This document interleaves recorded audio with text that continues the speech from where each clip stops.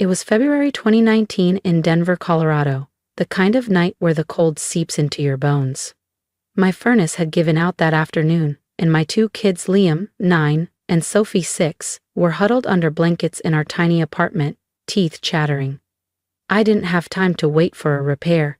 I grabbed their coats, buckled them into the car, and drove straight to my parents' house. They had plenty of space, 4 bedrooms, 2 guest rooms, and a finished basement. I figured it would be an easy, of course, stay here situation. Instead, the second I stepped inside, my mother's smile vanished. "You can't stay here," she said flatly. "We need the room for Mason." Mason, their golden grandson. My brother Ryan's pampered 11-year-old. The same boy who once ripped Sophie's sketchbook in half and called her boring. "But it's freezing outside," I pleaded, keeping my voice steady while Sophie clutched my hand. My father didn't even flinch. "Mason needs comfort," he said. "Your kids will be fine in the car for a night."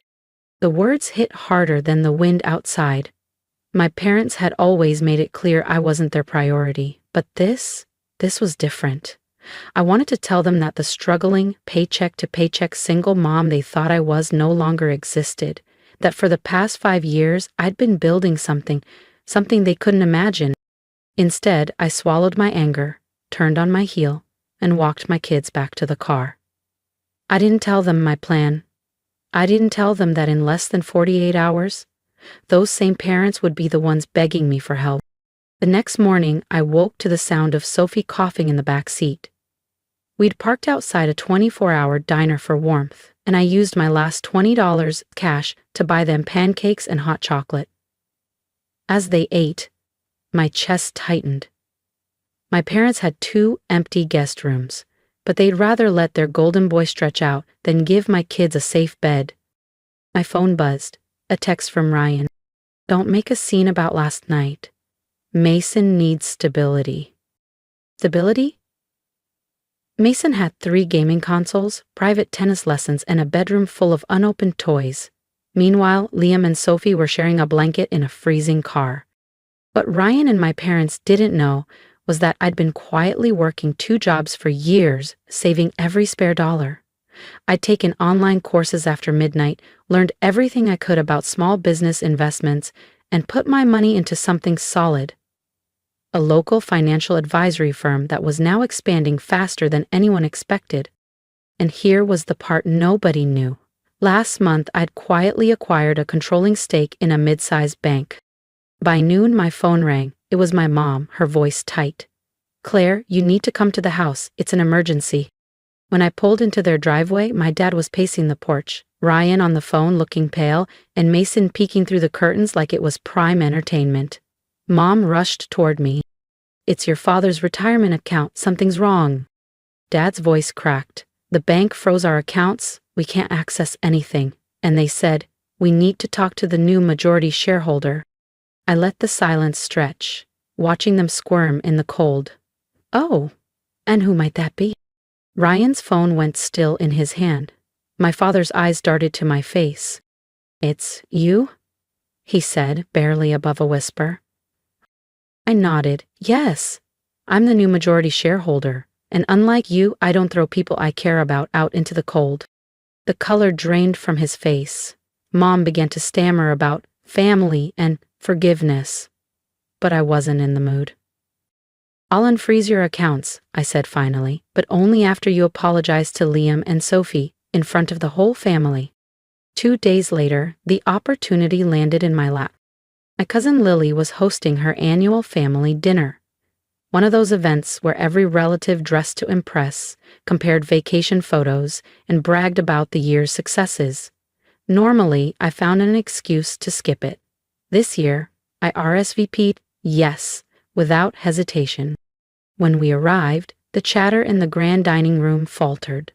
My parents were seated at the long, polished table beside Ryan, beaming for the crowd as if nothing had happened.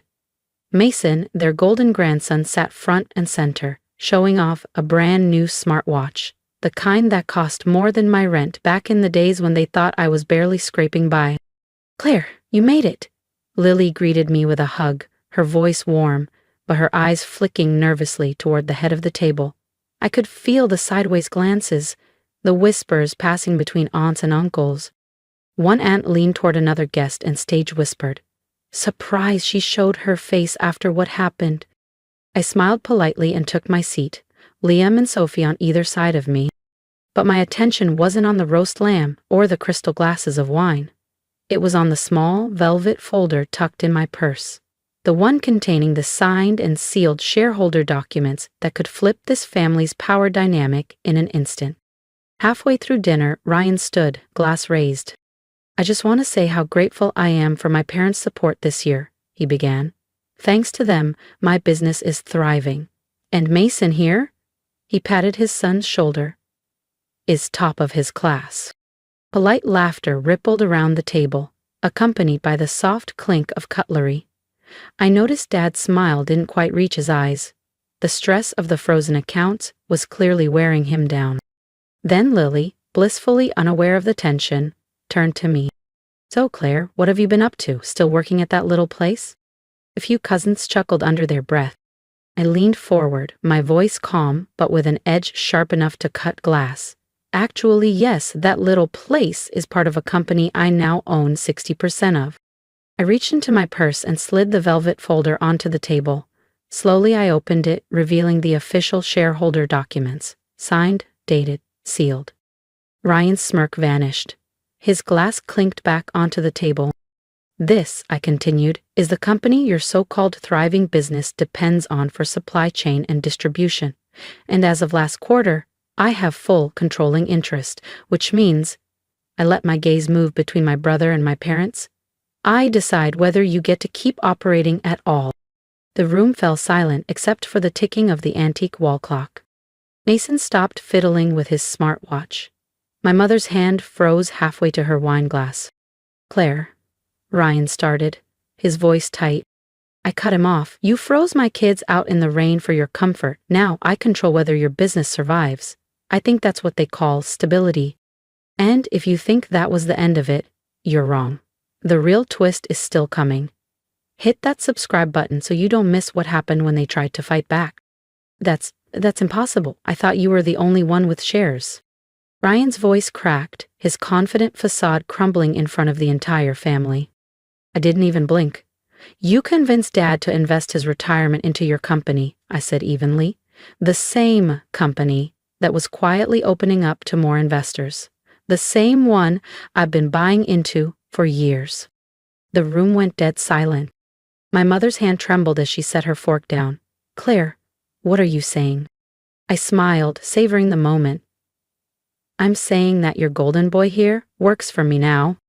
Gasps circled the long dining table. A few relatives leaned forward, like they'd just paid for front row seats to a Broadway drama. But I wasn't done. That was just the first crack in the perfect little image they'd built around Ryan. I had one more card to play.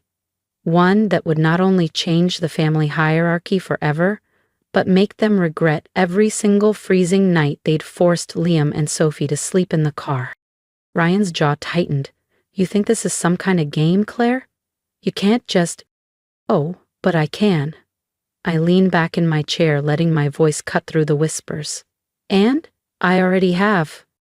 From my purse, I pulled out a slim white envelope. Inside was the notice my attorney had prepared just yesterday, an official termination of Ryan's position as CEO, effective immediately. "This isn't legal," he snapped, standing so fast his chair scraped the floor. But the panic in his eyes told me he knew the truth. He'd never read the fine print when he sold off those extra shares to anonymous investors years ago. He just assumed no one could outplay him.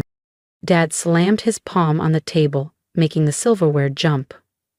"Claire, stop this right now. You're tearing this family apart." I met his glare without flinching. "No, Dad. I'm making sure my kids never have to beg for a place to sleep again. You made your choice when you put Mason's comfort above their safety." The relatives were eating up every word. Whispers snaked down the table like wildfire. "She owns the company? He's been working for her this whole time?" Even Mason's smug little grin was gone, replaced by a confused frown. I turned to Ryan for the final blow.